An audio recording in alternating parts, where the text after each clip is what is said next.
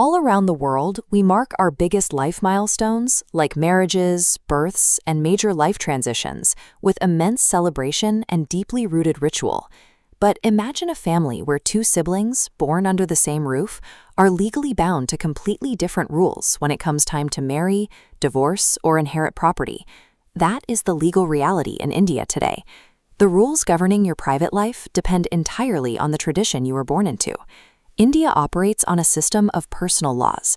Hindus, Muslims, Christians, and Parsis each have their own separate legal playbooks for family affairs.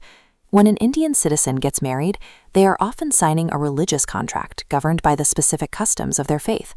This creates a unique paradox. In a modern democracy, a citizen's basic rights in their most private, vulnerable moments are dictated by their religion rather than a unified national standard. This fractured approach to family law is on a direct collision course with the foundation of the Indian state. The Constitution is anchored by Article 14, a core promise that the government guarantees basic equality to every single citizen under the law. It is practically impossible to enforce that guarantee of equality when the legal codes for marriage and inheritance are built upon separate religious frameworks that treat men, women, and members of different faiths differently. Because of this contradiction, everyday family disputes over property or divorce escalate into high-stakes political battles over national identity and integration. To understand how this fragmented system survived, we have to look back to British rule. The colonial administration actively avoided interfering in religious matters.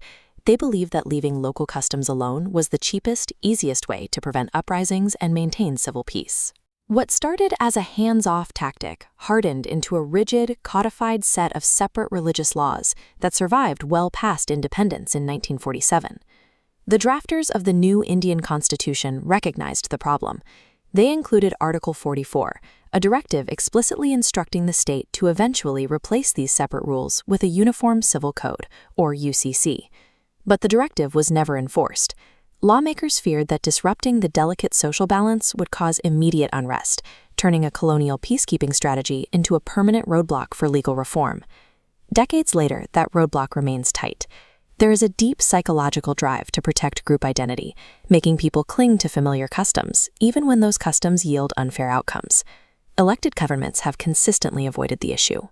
Political calculations and the fear of alienating crucial voting blocs consistently override the push for legal uniformity, leaving progressive voices within those communities sidelined. While politicians hesitate, the courts have demanded action. In the 1985 Shah Bano case, the Supreme Court ruled for a Muslim woman seeking alimony, explicitly criticizing the government for failing to enact a common civil code. But court rulings can only go so far. Whenever the demand for equal rights directly confronts the threat of lost electoral power, the legislative system simply stalls. Now the national stalemate is breaking. Rather than waiting for a directive from the top down, individual states are bypassing the federal gridlock and writing their own uniform laws. The deadlock officially snapped in 2024, when Uttarakhand became the first state to pass its own local version of a uniform civil code.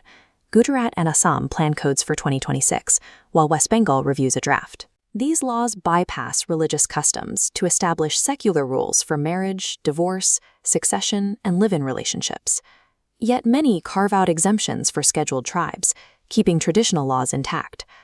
By taking matters into their own hands, these states have dragged the UCC out of theoretical debates and turned it into an active, messy reality. This state-by-state rollout acts as a live stress test for Indian federalism, exposing the tension between forging national unity and respecting immense local diversity. If you are the policymaker facing fierce resistance from your own citizens, how would you proceed? Do you force an immediate uniform code to guarantee that constitutional equality is applied to everyone right now?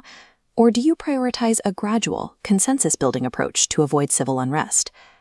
Building equality in a diverse democracy does not happen by simply erasing differences on paper. It is the complex work of guaranteeing universal fairness without destroying the unique cultural identities that built the nation in the first place.